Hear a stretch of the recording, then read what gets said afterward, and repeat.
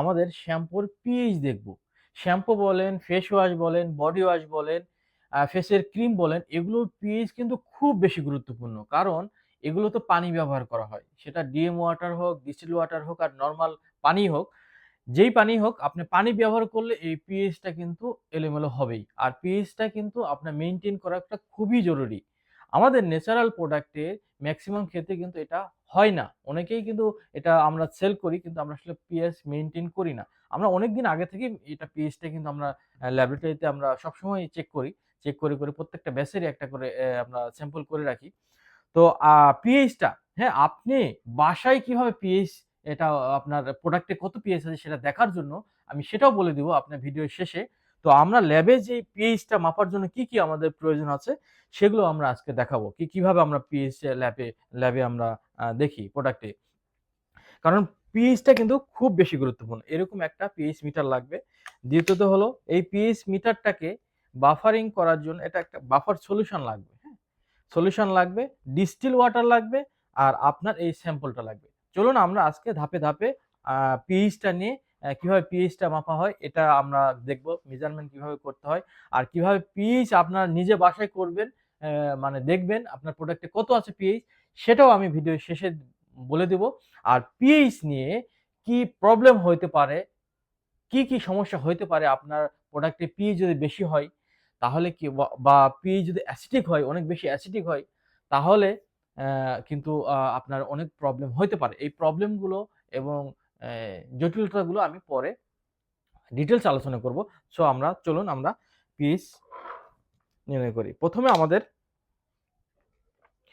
PH এর জন্য আমাদের প্রথমে একটা বিকারকে 0 করে নিতে হবে এবং 10 গ্রাম নিতে হবে। শ্যাম্পু বলেন, ফেস ওয়াশ বলেন, বডি ওয়াশ বলেন 10 গ্রাম নিতে হবে।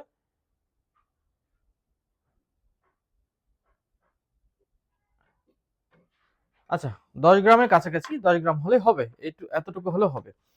তো আমাদের এই 10 গ্রামের মধ্যে আমাদের 90 গ্রাম, হ্যাঁ 90 ml আমাদের ডিস্টিল ওয়াটার দিতে হবে। ডিস্টিল ওয়াটার দিতে হবে। এই ডিস্টিল ওয়াটার এখানে দেখা যাচ্ছে 100 ml এটা। বিকারটা 100 ml। সো আমাদের পুরোটা 10 গ্রাম শ্যাম্পু আর 90 গ্রাম আমাদের distil water, 90 ml distil water.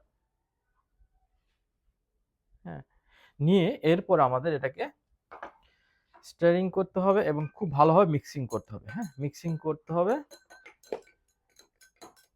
যাতে করে খুব ভালো মানে পানিতে সম্পূর্ণ মিশে যায়।